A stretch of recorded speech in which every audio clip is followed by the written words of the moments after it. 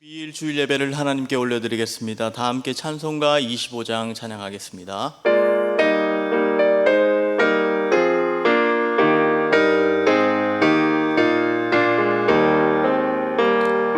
멸류관 벗어서 주 앞에 드리세.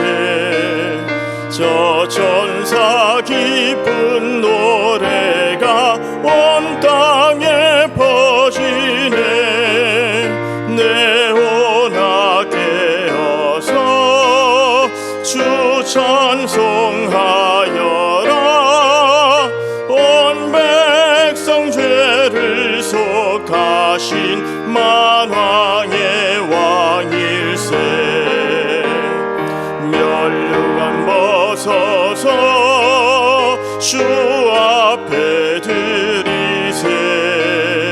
그 손과 몸의 상처가 영광 중 빛나네. 하늘의 전사도 그 영광 보고서 고난의 신비 알고자 늘 흠모하도다. 멸류관 벗어서 주 앞에 드리세.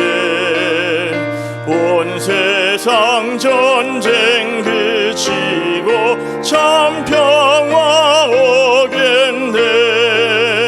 주 보좌 앞에서 온 백성 엎드려 그 한량 없는 영광을 늘 찬송합니다.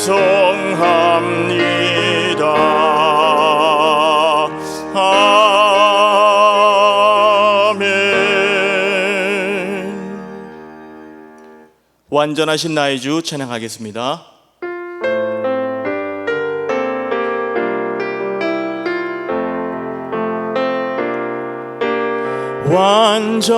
완전하신 나의 주, 의의 길로 날 인도하소서.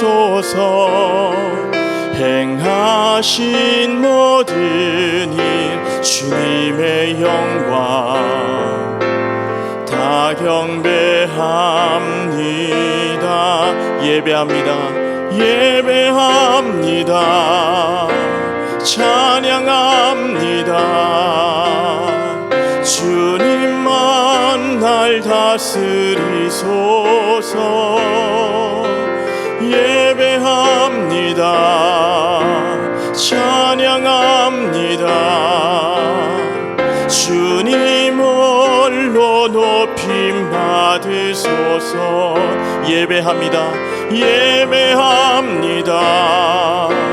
찬양합니다. 주님만 날 다스리소서. 예배합니다.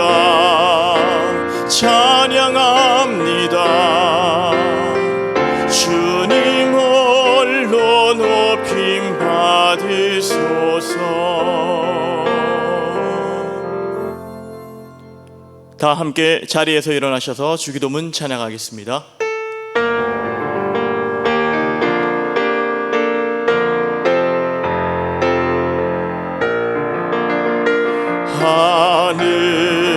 하늘에 계신 아버지, 이름 거룩하사 주님 나라 임하시고 뜻이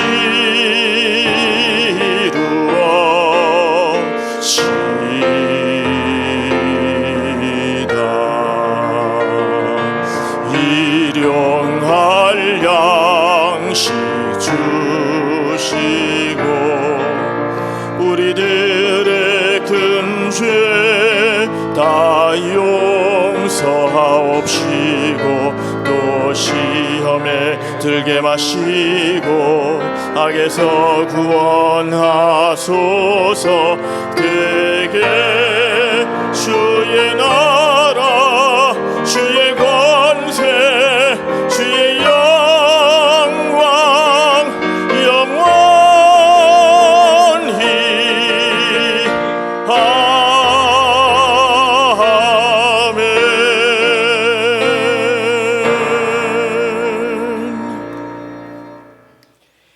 예루살렘을 위하여 평안을 구하라. 예루살렘을 사랑하는 자는 형통하리로다. 너의 성 안에는 평안이 있고 너의 궁중에는 형통함이 있을지어다. 여호와 우리 하나님의 집을 위하여 내가 너를 위하여 복을 구하리로다. 아멘. 하나님 아버지 감사합니다. 맑고 푸른 가을날 하나님 아버지 앞에 나와 예배할 수 있도록 우리를 불러주시니 감사합니다. 성령으로 우리의 마음을 온전히 주장하셔서 우리가 드리는 이 예배가 하나님 기뻐 받으심직한 산 제사가 되게 해 주시옵소서.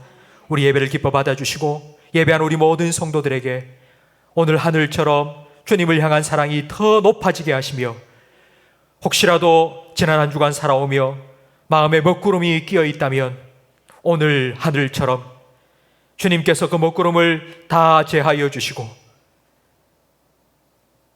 정말 하나님 앞에서 기뻐하며 감사하며 예배할 수 있도록 예배의 기쁨과 감격을 우리 모든 성도들의 심령 속에 부어 주시옵소서. 아멘. 예수님 이름으로 기도합니다. 아멘. 아멘.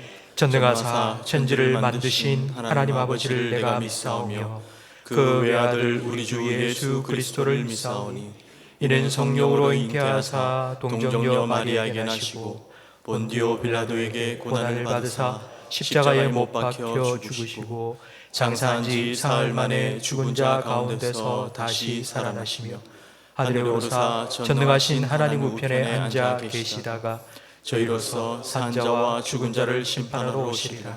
성령을 믿사오며 거룩한 공회와 성도가 서로 교통하는 것과 죄를 사하여 주시는 것과 몸이 다시 사는 것과 영원히 사는 것을 믿사옵나이다. 아멘. 자리에 앉으시기 바랍니다. 452장 함께 찬양 드리겠습니다.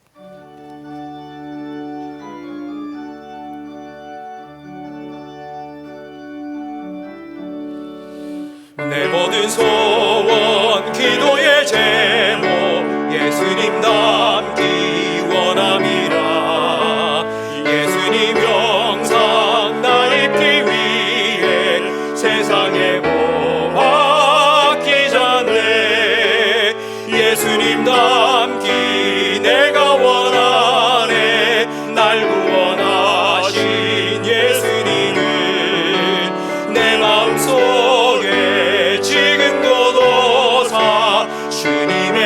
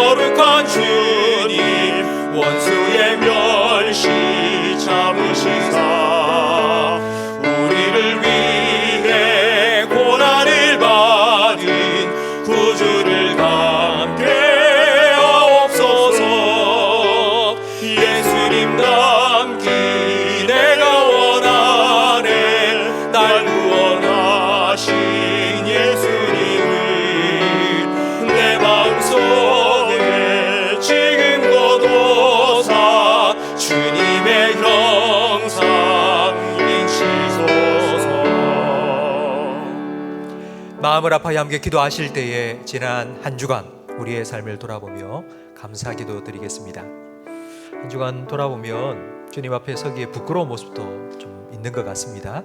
회개의 기도도 함께 드리겠습니다. 예배를 통하여서 하나님 백성, 하나님 자녀, 그리고 예수님의 제자답게 우리의 심령을 새롭게 하여 주시고 또 하나님의 다스림 받는 그런 한 주간의 삶을 살 수 있도록 새롭게 하시는 은혜를 우리에게 베풀어 달라고 우리 자신과 예배를 위해서 동성으로 기도하겠습니다. 하나님 아버지 감사합니다. 한 주간도 주님의 은혜 가운데 살아오게 오심을 감사합니다. 지난 한 주간 큰 사건 사고 없이 우리를 안전하게 지켜주시고 또 다치지 아니하도록 하나님 우리의 건강도 지켜주심을 감사합니다. 주님의 은혜 가운데 우리 성도들이 마음껏 하나님을 찬양하며 예배할 수 있도록 하나님 불러주셔서 감사합니다. 감사로 하나님을 예배하오니 주님께서 우리 예배를 기뻐 받아주시고 우리 예배를 통하여 영광 받아 주시옵소서. 하나님 간절히 바라옵는 것은 예배하는 우리 모든 성도들의 심령 속에 주님께서 자정하여 주시고 주님의 말씀으로 주님의 은혜로 우리를 다시 한번 다스려 주시옵소서. 주의 백성답게 주님의 말씀에 순종하며 하나님의 자녀답게 그리고 예수님의 제자답게 주님을 가까이 하고 주님을 닮아가며 성령의 인도하심을 따라 성령의 소욕을 쫓아 살아갈 수 있는 우리 모든 성도들이 될 수 있도록 새롭게 하시는 은혜, 거듭나는 은혜를 하나님 예배를 통하여 우리에게 허락하여 주시옵소서. 하나님 예배 영적인 분위기를 주의 성령으로 온전히 주장하여 주시옵소서. 예배를 방해하는 악한 세력이 틈타지 못하도록 주님께서 성령으로 지켜주시며 우리 모든 성도들의 심령을 인도하셔서 하나님 은혜 가운데 깊이 들어가게 하시며 하나님 임재 가운데 깊이 잠기게 해 주시옵소서. 우리 예배를 통하여 하나님 영광 받아 주시옵소서.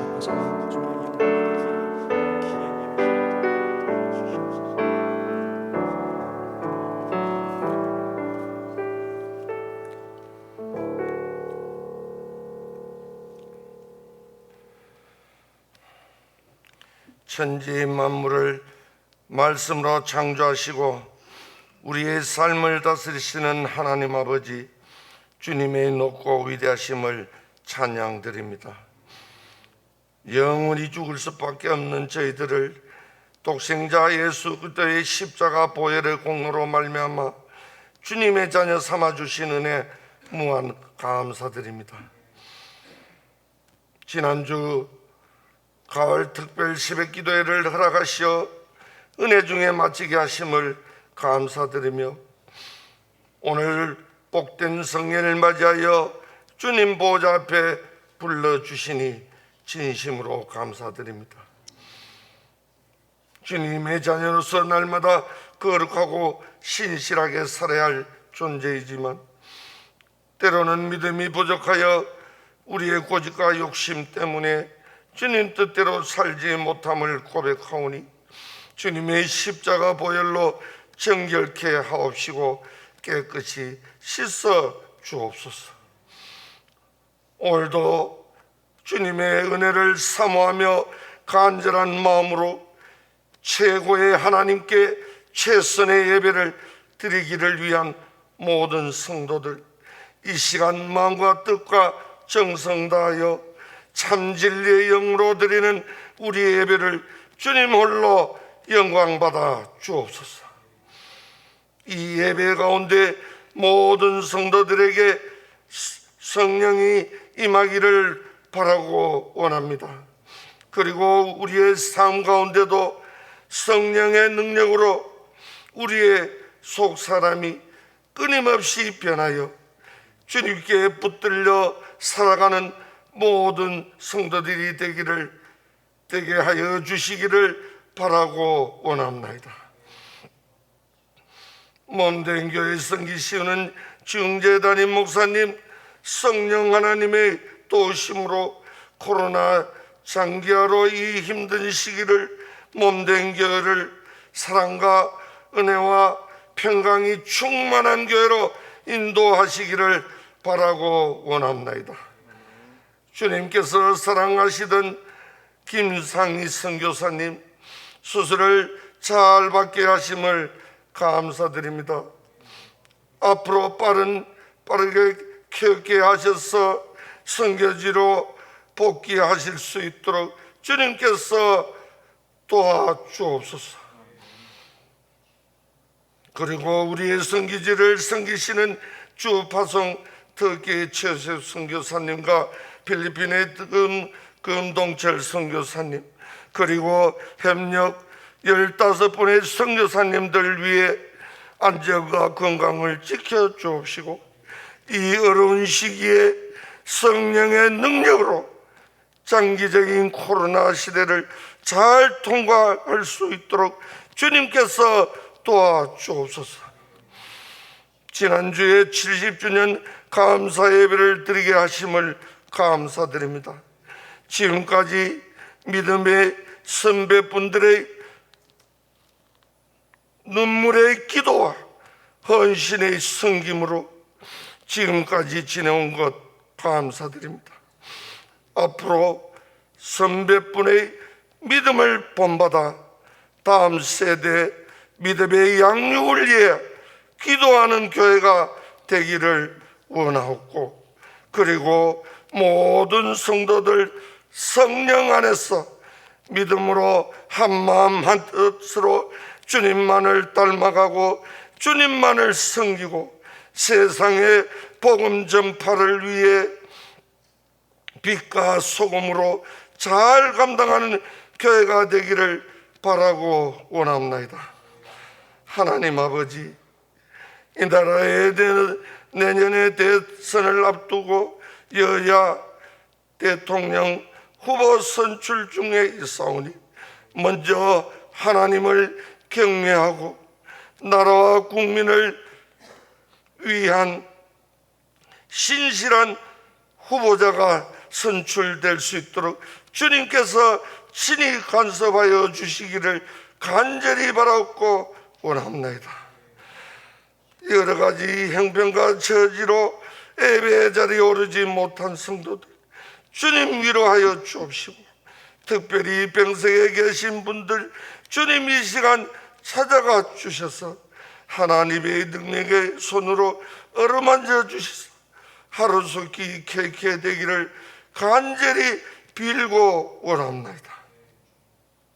오늘도 예배를 위해 섬기시는 모든 분들 주님 기억하옵시고, 이 시간 하나님의 생명의 말씀을 선포하실 목사님 주님 능력의 손으로 붙잡아 주셔서 말씀 선포하실 때 모든 성도들이 은혜를 깊이 있게 깨달아 삶에 적용하여 믿음의 성장이 일어나게 하옵소서. 예배 시종을 주님께 드렸고 우리를 구원하여 주신 예수님 이름으로 간절히 기도드리옵나이다. 아멘.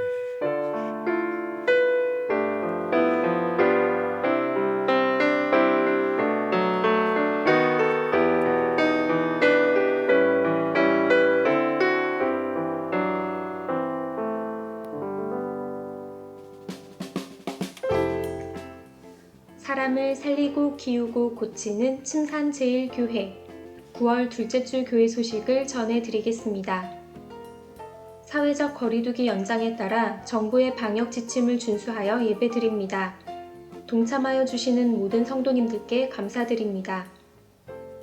오늘 중고등부 예배는 온라인 예배로만 드립니다. 재직회가 각 예배 후 대예배실에서 있습니다. 칭산제일교회 70년사 편찬 모임이 2부 예배 후 아레오바고홀에서 있습니다. 북중 시찰회가 월요일 오전 9시 문화교회에서 모입니다. 사랑의 반찬 나누기가 14일 화요일 오후 1시에 있습니다. 다음 주 교구별 예배 시간이 주보에 나와 있습니다. 안전하고 은혜로운 예배를 위해 교구별로 정해진 예배 시간에 참석해 주시기 바랍니다. 금주 가정예배 순서지를 오늘 오후에 문자 링크를 통해 보내드립니다. 자녀를 위한 기도문과 자신을 위한 기도문을 매주 유튜브에 올려드리고 있습니다. 성도님들께서는 함께 읽으시며 기도하시기 바랍니다.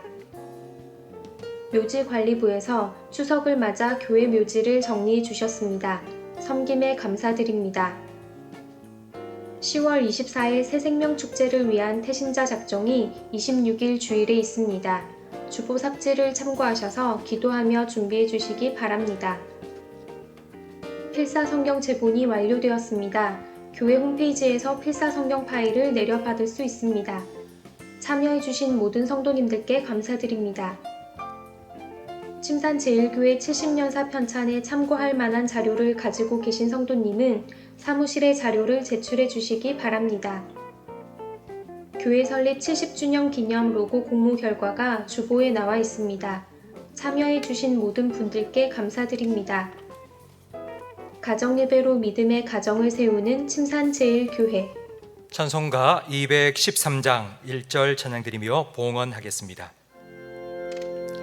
나의 생명 드리니 주여 받아주셔서 세상 살아갈 동안 찬송하게 하소서.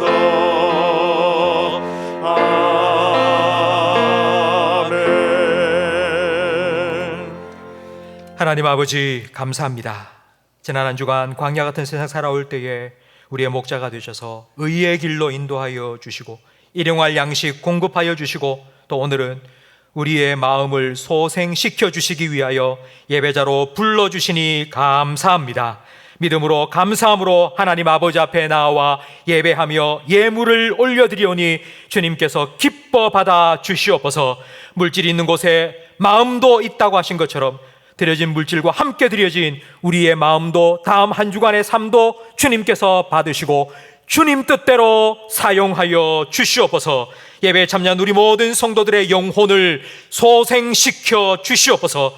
매일의 삶 속에 성령의 인도하심을 따라 나를 향하신 아버지의 뜻을 깨닫게 하시고 그 뜻대로 살아갈 수 있도록 영적인 감각을 회복시켜 주시옵소서. 우리 모든 성도들이 영혼이 잘된과 같이 범사가 잘되는 하나님께서 주시는 복을 누리며 살아가게 해 주시옵소서. 하나님 아버지, 지난 한 주간 특별 새벽 기도를 통하여서 우리에게 주신 말씀대로 우리 모든 성도들을 하나님의 전신갑주로 무장시켜 주시옵소서. 이 악한 때에 사단의 공격에 무너지고 넘어지지 아니하도록 능히 대적하여 능히 설 수 있도록 우리 모든 성도들을 하나님의 말씀으로 무장시켜 주시옵소서. 하나님의 말씀을 듣기 원합니다. 지혜와 계시의 성령으로 우리 가운데 역사하셔서 우리 영혼의 눈과 귀를 밝히시고 열어주셔서 하나님의 말씀을 듣게 해 주시옵소서. 예수님 이름으로 기도합니다. 아멘.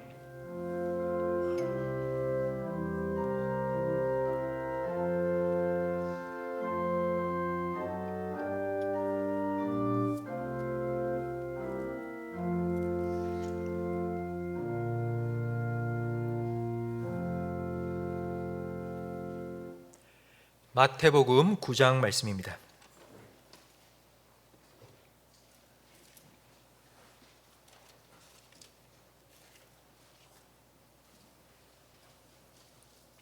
마태복음 9장 35절, 36절 두 절 말씀이니 우리 다 한 목소리로 함께 읽겠습니다. 예수께서 모든 도시와 마을에 두루 다니사 그들의 회당에서 가르치시며 천국 복음을 전파하시며 모든 병과 모든 약한 것을 고치시니라. 무리를 보시고 불쌍히 여기시니 이는 그들이 목자 없는 양과 같이 고생하며 기진함이라. 아멘. 우리 평화 하나님의 평강이 찬양하고 우리 말씀 함께 듣겠습니다. 우리 서로를 축복하는 마음으로 손을 내밀고 찬양하겠습니다. 평화 하나님의 평강이 당신의 삶에 넘쳐나기를. 평화 하나님의 평강이 당신의 삶에 가득하기를 축복합니다. 아멘. 지난주 70주년 감사 예배를 드렸는데요. 선물 기념품 다 받으셨죠? 예, 기념품 마음에 드셨습니까? 우리 장로님들하고 고민을 많이 했습니다. 우리 어르신부터 영아부 어린아이까지 다 우리 성도님 한 분 한 분 다 드릴 수 있는 선물이 뭐가 있을까 고민하면서 식사 잘 하시고 건강하실 뿐만 아니라 영의 양식도 잘 드시고 더 강건하시라고, 그래서 그 선물을 준비했는데 마음에 드셨다니 감사합니다. 지난주 특별 새벽 기도에 우리 기도의 동역자로 함께 참여해 주신 성도님들께 감사드립니다. 한 주간 기도한 여러분의 기도의 제목이 여러분의 평생의 삶 가운데 간증거리가 되기를 주님의 이름으로 축복합니다. 그리고 오늘 이 앞에 보면 여러분이 써서 제본해서 만든 필사성경, 그러니까 70주년 기념으로 우리 성도님들이 전부 다 3장씩, 4장씩, 5장씩 손으로 직접 써서 성경을 만들었는데요. 지난주에 딱 맞게 제본이 됐으면 좋겠는데 좀 늦어졌습니다. 그래서 어제 받았습니다. 그리고 이 성경을 다 스캔을 받아서 교회 홈페이지에 올려놨습니다. 홈페이지에 들어가시면 여러분이 쓰신 것, 그리고 또 다른 성도님이 쓰신 성경 전체, 이 성경 그대로를 여러분 다 다운로드 받으실 수 있도록 올려놨으니까요. 한번 보시고 함께 필사성경 참여해 주신 우리 모든 성도님들, 여러분의 신앙과 인생이 하나님의 말씀의 반석 위에 든든히 세워지기를 예수님 이름으로 축복합니다. 우리 좌우에 계신 분과 인사 나누겠습니다. 잘 오셨습니다. 은혜 많이 받으세요. 올림픽이 끝난 지 이제 몇 주 됐는데요. 저는 아직도 양궁, 한국 양궁을 생각하면 이렇게 마음이 막 들뜹니다. 양궁을 할 때 제일 먼저 해야 되는 일이 0점 조준입니다. 그러니까 0점 조준을 하지 않고 활을 쏘면 분명히 표적을 정확하게 조준을 했지만 화살은 다른 데 가서 꽂힐 수 있습니다. 그러니까 0점 조준을 한다는 말은 내가 조준한 곳에 화살이 정확하게 날아가도록 만든다는 뜻입니다. 제가 오늘 설교 제목을 0점 조준이라고 정했습니다. 지난주 우리는 70주년 감사 예배를 드렸습니다. 70년 전에 하나님께서 이 땅에 교회를 세우시고 한결같은 은혜를 베푸셔서 우리 교회가 하나님 맡긴 사명을 지금까지 잘 감당해 왔습니다. 이제 앞으로 또 10년, 20년, 50년, 70년 우리가 계속 나아가야 되는데, 나아가기 위해서 빗나가지 않도록 저는 0점 조준을 한번 했으면 좋겠다 생각을 하고 오늘 말씀을 준비했습니다. 우리가 함께 나아가야 될 방향, 함께 나아가야 될 목표, 그걸 우리는 흔히 비전이라고 말합니다. 초등학교 반장 선거를 할 때도 반장 후보자들이 앞에 나가서 하고, 여러분 저를 반장으로 뽑아주신다면 우리 반을 이렇게 만들겠습니다. 이게 비전입니다. 내년 3월 우리나라 대통령 선거가 있습니다. 지금 각 정당마다 후보자를 세우기 위해서 토론회를 많이 하고 있는데요. 대선 후보자들 내세우는 게 바로 비전입니다. 나라를 이렇게 이끌어 가겠습니다 라는 비전을 제시합니다. 잠언 29장 18절 말씀을 우리 화면을 보면서 함께 읽겠습니다. 묵시가 없으면 백성이 방자히 행하거니와. 이 묵시라는 말을 영어 성경에는 비전이라고 번역하고 있습니다. 비전이 없다 이 말은 목표가 없다는 말입니다. 그럼 방향이 없다는 말입니다. 그러면 방자히 행합니다. 방자히 행한다는 말은 화살이 정확하게 날아가지 않고 삐뚤음하게 날아간다, 그런 뜻이고, 36절 말씀, 오늘 본문에 나와 있는 36절 말씀처럼 목자 없는 양과 같이 이리저리 헤매고 다닐 수밖에 없습니다. 그렇다면 우리 교회의 비전은 뭘까요? 우리 교회의 비전, 우리 교회는 지금 어디로 가고 있습니까? 우리 교회는 어디를 향하여 지금 나아가고 있을까요? 제가 우리 교회 부임할 때에 장로님들이 쫙 앉아 계시더라고요. 장로님들이 저를 딱 앉혀놓고 이렇게 물으셨습니다. 지 목사님은 교회에 목회를 할 때 목회 비전이 뭡니까? 쉽게 표현하면 이겁니다. 침산제일이라는 이 배를 어느 방향으로 항해를 해 나갈 거냐라는 질문을 하셨습니다. 그때 제 대답이 여기에 적혀 있습니다. 저는 사람을 살리고 키우고 고치는 교회가 되도록 목회를 하겠습니다 라고 대답을 했습니다. 성도 여러분, 이 비전은요, 제가 제 멋대로 제 마음대로 정한 게 아닙니다. 왜냐하면 저는 교회의 주인이 아니고 이 침산제일호의 선장이 아니기 때문입니다. 교회의 머리, 교회의 주인, 교회의 선장님은 예수님입니다. 저는 그 예수님의 명령에 따라서 그냥 교회의 운전대를 조전하는 조종하는 그냥 조타수입니다. 교회의 머리 되시고 선장 되신 예수님의 명령을 따라서 우리는 나아가야 되고 항해해야 됩니다. 그렇다면 예수님이 원하는 교회의 모습은 어떤 것일까요? 이건 우리가 아무리 모여서 의논하고 고민한다고 알 수 있는 것이 아닙니다. 그러니까 예수님의 말씀을 들어야 알 수 있죠. 예수님께서는 성경 말씀 속에 어떤 교회가 되어야 되는지를 우리에게 가르쳐 주셨습니다. 7, 8월 2달 동안 저는 에베소서 말씀을 통하여서 교회가 무엇인지 여러분과 함께 말씀을 살펴보았습니다. 에베소서에는 교회를 두 가지 이미지로 설명을 해주고 있습니다. 그 첫 번째가 에베소서 5장 31절 말씀인데요. 함께 읽어보겠습니다. 그러므로 사람이 부모를 떠나 그의 아내와 합하여 그 둘이 한 육체가 될지니 이 비밀이 크도다. 나는 그리스도와 교회에 대하여 말하노라. 분명히 한 남자와 여자 결혼해서 한 몸이 된다는 결혼에 대해서 말씀을 하셨는데요.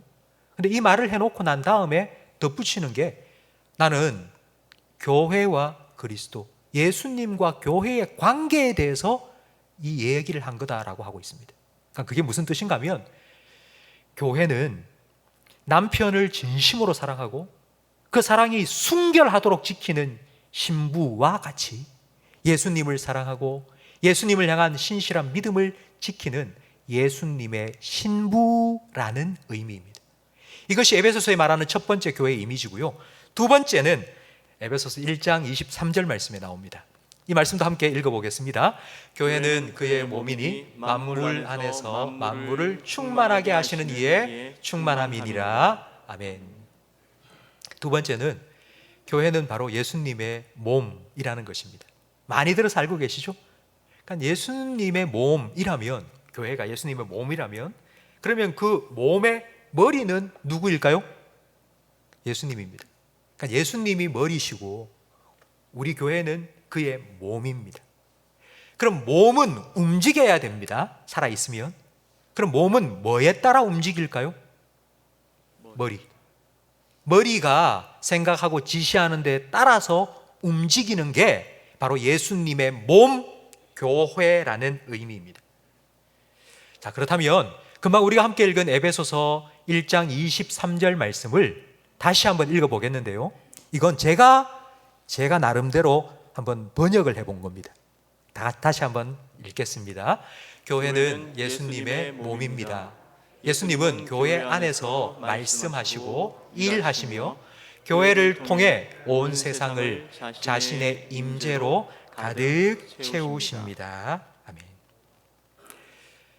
예수님의 몸된 교회가 예수님이 하셨던 일을 계속해서 이 땅 가운데 하면서 예수님을 이 땅 가운데에 가득 채운다라는 의미입니다. 이렇게 예수님의 몸으로서 예수님의 하셨던 일을 이어서 하려면 예수님이 뭘 하셨는지를 알아야 될 거 아닙니까? 그래서 오늘 본문 35절 말씀을 다시 한번 같이 읽어보겠습니다. 예수께서 모든 도시와 마을에 두루 다니사 그들의 회당에서 가르치시며 천국 복음을 전파하시며 모든 병과 모든 약한 것을 고치시니라. 아멘.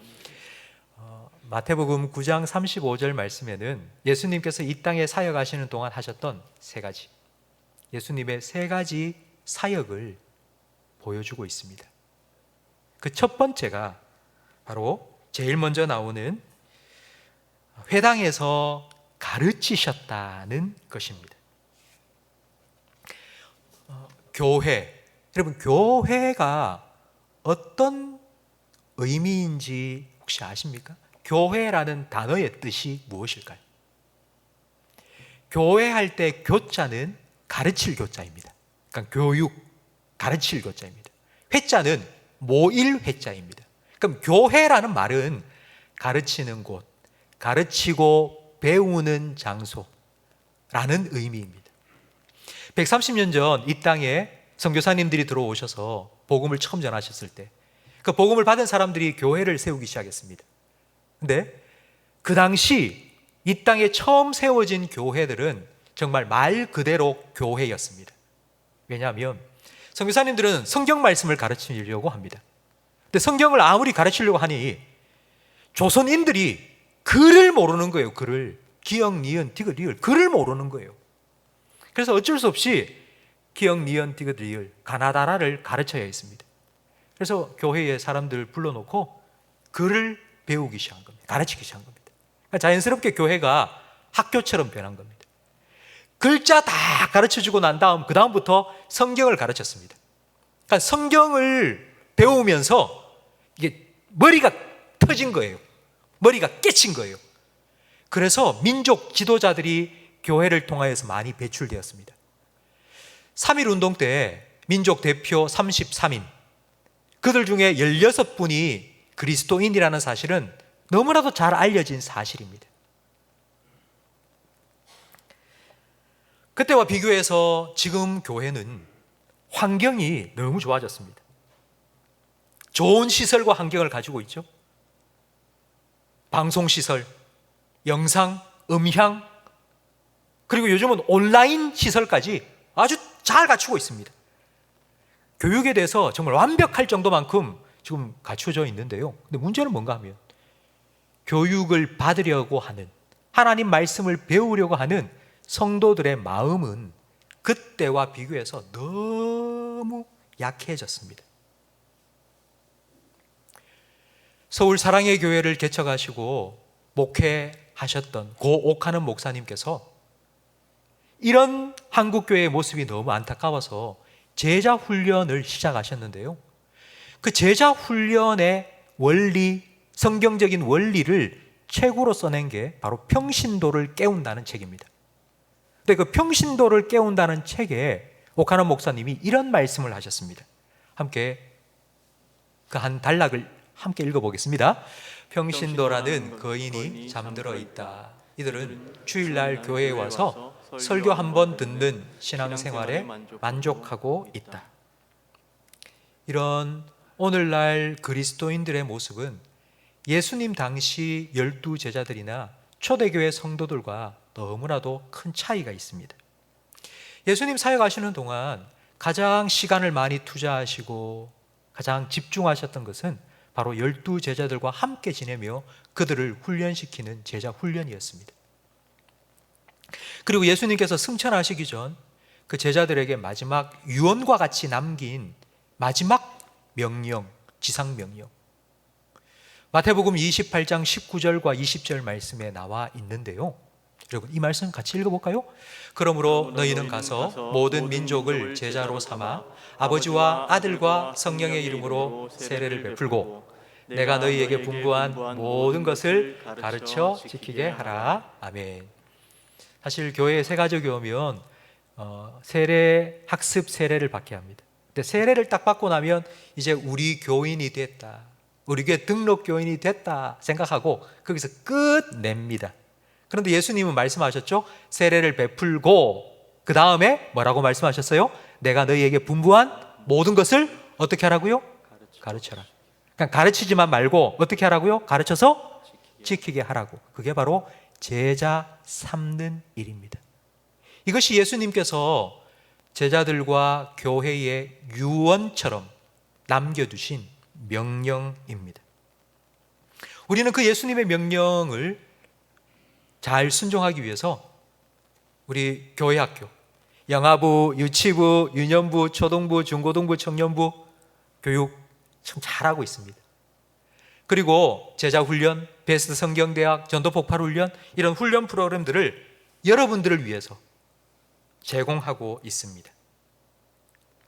첫 번째 예수님께서는 회당에서 가르치셨고요. 그리고 두 번째는 그 회당을 나서자 모든 사람들을 대상으로 천국 복음을 전파하셨습니다. 예수님께서 사역을 시작하시면서 제일 처음 하신 설교가 어떤 내용이었을까요? 첫 번째 예수님의 설교는 어떤 내용이었을까요?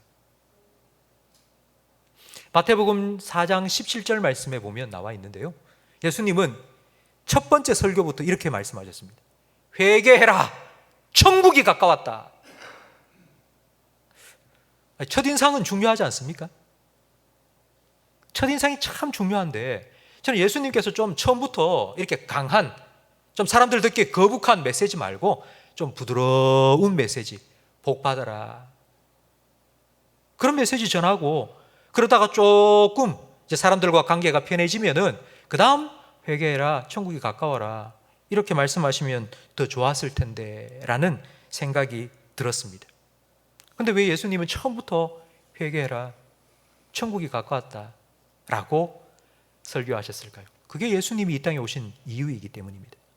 마지막 십자가 위에서도 예수님께서는 한 강도에게, 자기와 함께 십자가에 달린 그 한 강도에게 오늘 네가 나와 함께 낙원에 있을 것이라고 말씀하셨습니다. 십자가의 고통 속에 죽어가면서도, 자신은 그 고통 속에 죽어가면서도 한 영혼 구원하기 위해서 그 영혼에게 집중하셨던 것, 그게 바로 예수님께서 이 땅에 오신 목적입니다. 첫 번째, 예수님께서는 회당에서 가르치셨고요.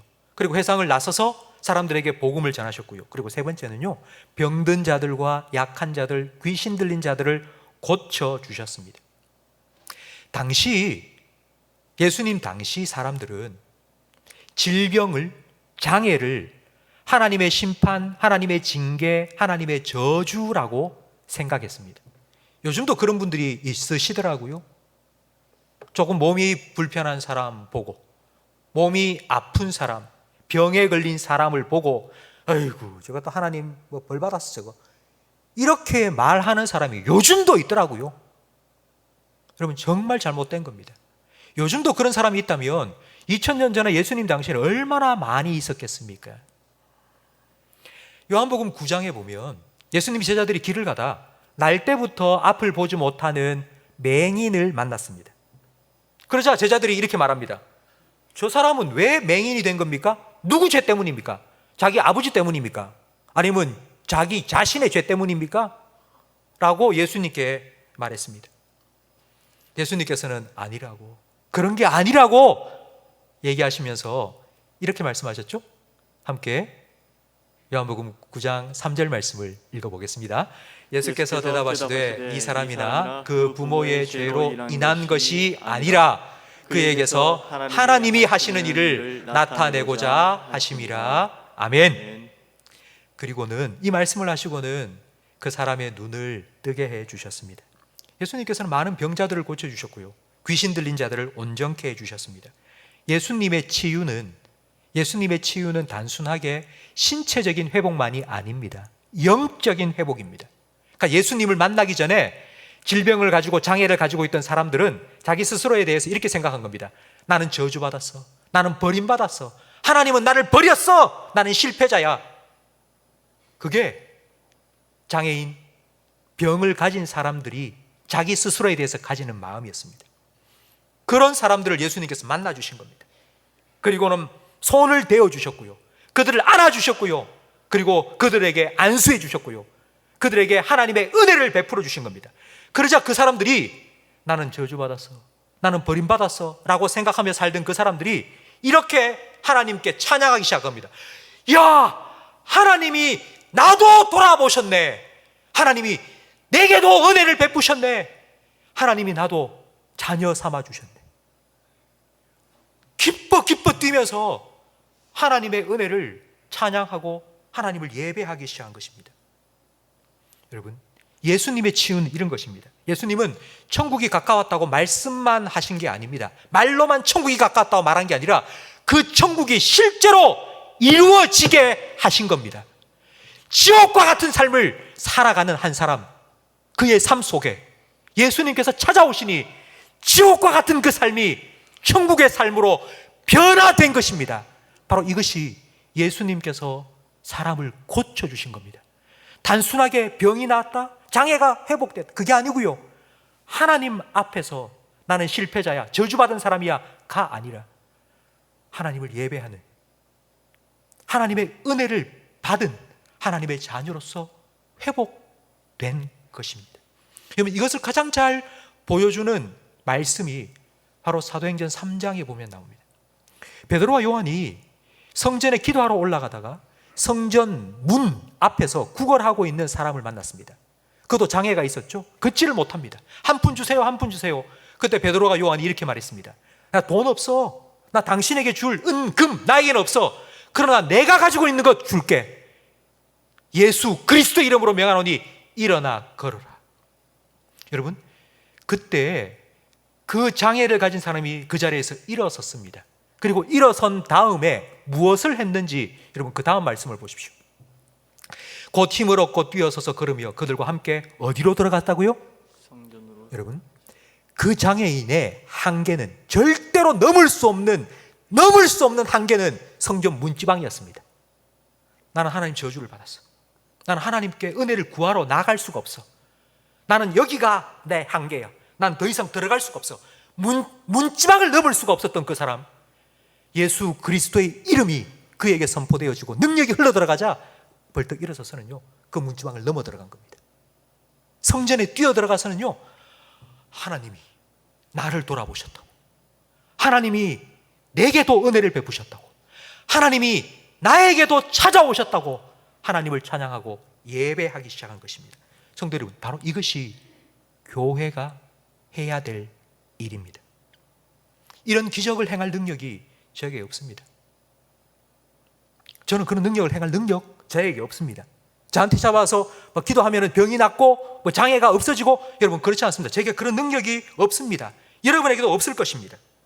그러나 그와 같은 능력을 가지신 예수님을 바라보도록 하는 것, 여러분 그 어떤 장애물이 가로막지 않도록, 고통을 가진 사람, 마음의 장애를 가진 사람 누구든지 성전 문턱 걸리지 아니하도록, 그 침돌이 되지 않도록 누구든지 이 자리에 나와서 함께 예수님 바라보고 하나님을 찬양하며 그렇게 우리를 회복시킬 하나님 앞에 나올 수 있도록 하는 것, 바로 그것이 교회가 이 땅에서 해야 될 사명입니다. 가르치고 전파하고 고치는, 바로 이 예수님의 사역을 계속하여 이어받아서 해나가는 교회, 사람을 살리고 키우고 고치는 교회, 바로 이것이 우리 교회의 비전입니다. 성도 여러분, 이 세 가지 중에서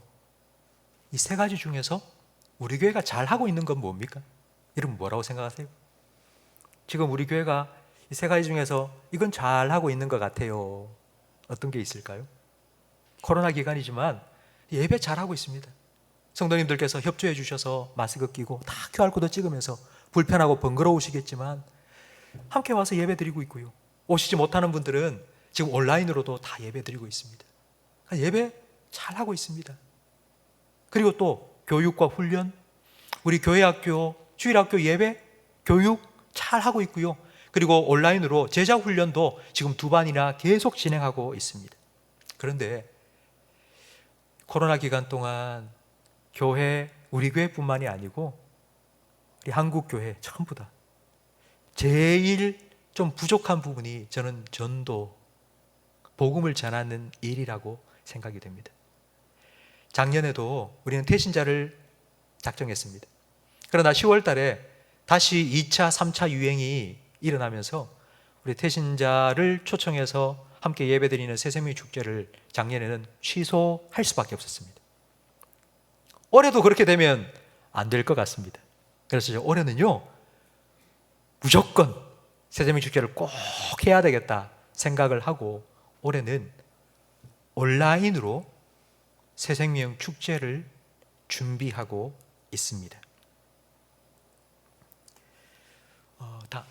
다음 주는 추석 연휴고요. 이제 그 다음 주 9월 26일 주일날 여러분 주보에 다 받으신 태신자 작정 카드, 여러분 2주 동안 좀 생각하시고 기도하시면서 내가 복음을 전해야 되겠다. 근데 복음을 전하는 거 여러분 이렇게 생각하세요. 절대로 그분들을 교회로 모시고 오는 게 아닙니다.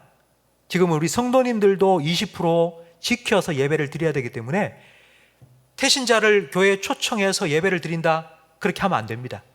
교회의 첫인상이 나빠집니다. 교회는 방역수칙도 안 지키는 그런 집단이야, 이런 생각을 가질 수 있기 때문에. 그래서 절대로 그분들을 직접 현장으로 모시고 오라는 말이 아닙니다. 온라인으로 다 할 겁니다. 그렇기 때문에 여러분이 태신자를 작정하시면 미국에 사는 사촌도 됩니다. 온라인으로 하면 되니까. 어떻게 할 거냐면 26일 다다음 주에 태신자 작정을 하고 난 후에요, 10월 3일 첫째 주간에는 교회에서 정말 좋은 찬양과 영상을 여러분에게 보내드릴 겁니다. 요즘 우리 부모님도 제 아버지 어머니도요, 저한테 그런 문자를 많이 보내세요. 야, 나라가 지금 어떻게 되는지 모르겠다. 이것 좀 봐라. 이거 꼭 봐야 된다. 뭐 그런 이상한 유튜브를 얼마나 많이 보내주시는지. 여러분, 80 넘으신 어르신들도 요즘 유튜브 얼마나 잘 사용하는지 모릅니다. 찬양 영상, 좋은 찬양 정말 많이 있습니다. 교회에서 여러분에게 보내드릴 테니까요, 여러분 태신자들한테 그거 전달해 주세요. 그리고 10월 10일 둘째 주일 날에는 복음을 아주 간략하게 설명하는 영상을 보내드리겠습니다. 여러분 그것도 보내주시고요. 그리고 10월 17일 셋째 주간에는 요즘 온라인으로 기프티콘 같은 거 선물도 보낼 수 있습니다. 그러니까 그거 결제하면 그냥 선물이 그냥 탁탁 가는 거예요. 그렇게 우리 태신자들을 좀 섬길 수 있는 그런 방법을 여러분에게 알려드리도록 하겠습니다. 그리고 10월 24일 새세명 축제 당일 날에는 그분들을 모시고 오는 게 아니라 지금 우리 교회에서 하는 것처럼 새세명 축제 예배 링크를 9시 반, 11시 반 여러분에게 딱 보내드릴 테니까요, 여러분 예배 시작하면서 태신자들에게 딱 보내주십시오.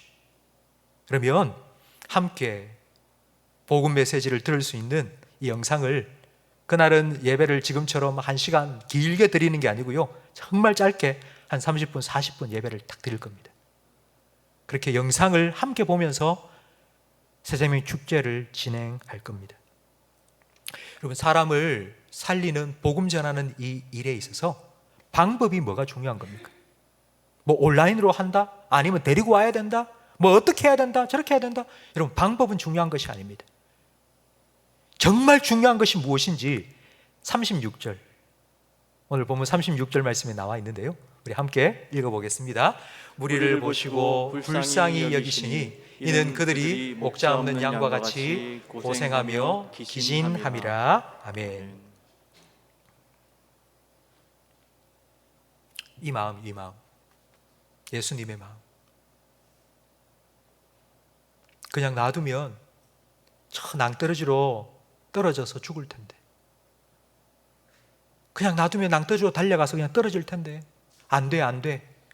붙잡고 싶은 마음, 돌이키도록 하고 싶은 마음, 그 예수님의 마음, 그 안타까이 여기는 마음, 주님께서 보시며 눈물 흘리는 그곳을 나도 함께 바라보면서 아파하고, 주님께서 기뻐하시는 그 일 때문에 나도 함께 기뻐하는 바로 그와 같은 마음.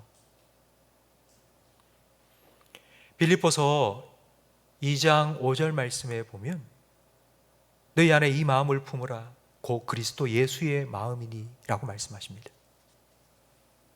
예수님께서는 우리에게 내가 가지고 있는 능력 좀 배워라, 내가 하는 사역 네가 배워라, 내가 하고 있는 이 놀라운 기술 네가 좀 터득을 해라 라고 말씀하시지 않습니다. 예수님 우리에게 예수님의 마음, 이 내 마음을 좀 품으라고 말씀하십니다. 마음을 품으라고.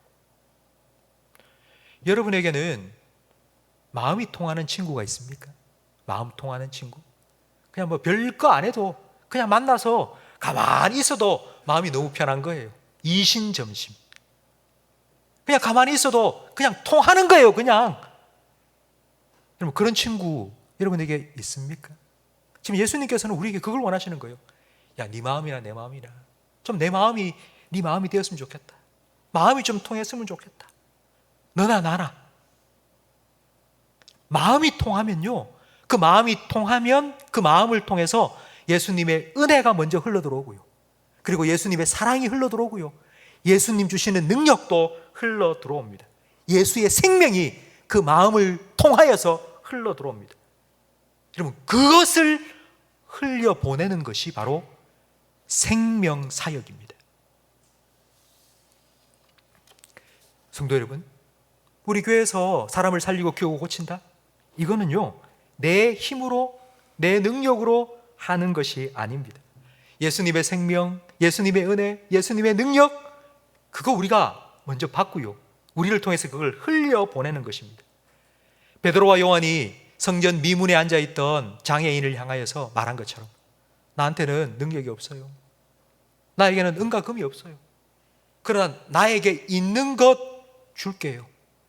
예수님. 내가 믿고 있는 그 예수님, 그 예수님의 이름으로 일어나 걸으세요. 그럼 바로 이것이 우리를 통해서 예수님의 생명이, 은혜가, 능력이 흘러가는 것입니다. 저는 새벽마다 기도할 때에 저는 늘 그런 생각을 합니다. 제가 이 앞에서 기도하면서요, 강단을 제가 계속 보거든요. 강단을 보면서 저는 이렇게 기도합니다. 상상을 하면서, 하나님, 에스겔 성전의 환상에 그 문지방에서부터 생수가 흘러나와서 그 생수가 닿는 곳마다 죽은 나무가 살아나는 것처럼, 주님, 강단에서부터 흘러나오는 하나님의 말씀, 주님의 은혜, 예수님의 생명이 먼저 우리 성도들에게 좀 흘러들어가게 해주세요. 그래서 성도들의 삶 가운데, 성도들의 심령 속에, 성도들의 가정 속에 먼저 쫙 채워지고, 이만큼 채워지면요, 채워지고 난 다음에는 더 이상 채울 곳이 없으면 어떻게 될까요? 흘러 넘치겠죠. 흘러 넘치게 해주십시오. 주일 예배를 딱 마치면 예배 마치자마자 뒷문이 확 열리고 예배당 문이 확 열리면서 성도들이 마치 정말 썰물처럼 쫙 빠져나가는 게, 성전 문지방에서부터 흘러나온 생수가 세상을 향하여 쫙 흘러나가는 것처럼 하나님, 그렇게 우리를 좀 사용해 주십시오. 저는 그렇게 늘 기대하고 상상하면서 우리 교회를 위해서 기도하고 또 기도합니다. 성도 여러분, 우리를 통해서 그런 주님의 은혜와 생명, 주님의 복이 흘러가도록 하기 위해서는요, 먼저 우리를 채워주셔야 됩니다. 먼저 우리를 채워야 됩니다. 우리를 가득 채우고 난 다음 우리를 통해서 흘려보내십니다. 이게 우리 믿음의 조상 아브라함에게 하나님께서 약속해 주신 축복입니다. 우리는 믿음으로 말미암아 아브라함의 자손이 되었습니다. 그 말은 아브라함이 받은 복을 우리도 똑같이 받아 누린다는 의미입니다. 그 다음에 아브라함에게 주신 복이 뭔지 알아야 되겠죠? 창세기 12장 2절 3절 말씀을 우리 다 같이 읽겠습니다. 내가 너로 큰 민족을 이루고 내게 복을 주어 내 이름을 창대하게 하리니 너는 복이 될지라. 땅의 모든 족속이 너로 말미암아 복을 얻을 것이라 하신지라. 아멘. 성도 여러분, 아브라함에게 주신 이 축복이 여러분 한 분 한 분에게 하나님 주신 복이라는 것을 믿으시기 바랍니다. 저 복은 두 가지예요. 첫 번째는 네가 복이 될지라.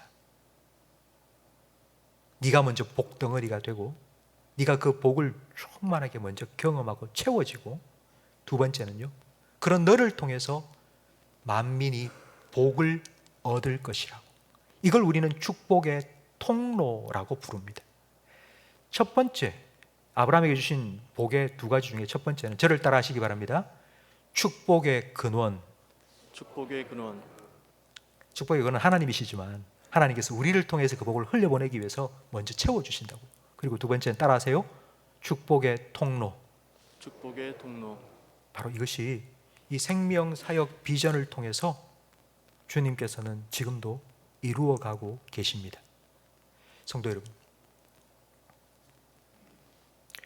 저는 여러분이 교회에서 신앙생활을 하시는 게 힘들다, 막 그래서 자꾸 막 이러고 시켜가지고 막 짜증난다, 이게 아니고, 이게 주님께서 내게 주시는 복이구나 라고 한 번이라도 좀 경험하시고 체험하시기를 간절히 바랍니다. 아멘. 그래서 여러분 정말 생명 사역에 한번 뛰어들어 보시고요. 그래서 하나님 채워주시는 주님의 생명, 주님의 은혜, 주님의 복 여러분 충만하게 경험하시고 그걸 날마다 여러분의 삶 가운데 흘려보내는 그런 복의 통로가 되시기를 예수님의 이름으로 축복합니다. 아멘. 오늘 말씀을 생각하시면서 우리 찬송가 앞에서 불렀던 452장 함께 찬양하고 말씀을 마치도록 하겠습니다. 내 모든 소원 기도의 제목 예수님 닮기 원함이라. 예수님 형상 나의 피 위에 세상에 보았기 전에 예수님 닮기 내가 원하네. 날 구원하신 예수님을 내 마음속에 식은 고도사 주님의 형상 인치소서. 무한한 사랑 풍성한 긍휼 슬픈 자 위로하시는 주. 길 잃은 죄인 부르는 예수 그 영상 담게 하옵소서. 예수님 닮기 내가 원하네. 날 구원하신 예수님을 내 마음속에 식은 고도사 주님의 형상 예수님 닮기 내가 원하네. 예수님 닮기 내가 원하네. 날 구원하신 예수님을 내 마음속에 지금 고도사 주님의 형상 인치소서. 기도하겠습니다. 하나님 아버지, 우리 모든 성도들에게 성령 충만을 허락하여 주시옵소서. 성령 충만 받음으로 인하여서 하나님 아버지의 마음을, 예수님의 마음을 더 깊이 알아가게 해 주시옵소서. 예수님과 마음이 통하게 해 주시옵소서. 그 예수님과 마음이 통함으로 예수님의 은혜와 예수님의 말씀과 그리고 또 예수님의 축복을 우리가 충만히 누리게 해 주시옵소서. 하나님, 우리를 통하여 흘러가게 해 주시옵소서. 생명의 통로, 축복의 통로로 우리 성도들을 사용하여 주시옵소서. 나도 살고 남도 살리는 생명 사역자들이 되게 해 주시옵소서. 하나님, 이렇게 우리 교회를 사용하여 주시옵소서. 에스겔 성전의 문지방에서부터 흘러나간 생수의 강이 닿는 곳마다 사해 바다까지도 다시 살아나게 되었던 것처럼 하나님, 우리 침산제일교회를 통하여서 이와 같은 생명의 역사가 침산동 가운데, 우리 북구 가운데, 대구 땅 가운데에 하나님, 이 나라와 열방 가운데에 하나님 나타나게 해 주시옵소서. 예수님 이름으로 축복하며 기도합니다. 아멘. 우리 구주 예수 그리스도의 은혜와 우리 아버지 하나님의 사랑과 성령 하나님의 내주, 인도, 위로, 교통, 충만 역사하심이 예수님의 마음을 품고 예수님의 생명으로 충만하여져서 생명사역 비전을 이루어가며 복의 통로로 살아가기를 소망하며 다짐하는 모든 성도들 위해, 이들의 가정과 생업과 직장과 자녀들 위해, 우리 교회와 한국교회 위해, 우리나라와 민족 위해, 그리고 전 세계 곳곳에서 저 복음 전하시는 선교사님들의 가정과 사역 위에 영원토록 함께 있을지어다. 아멘.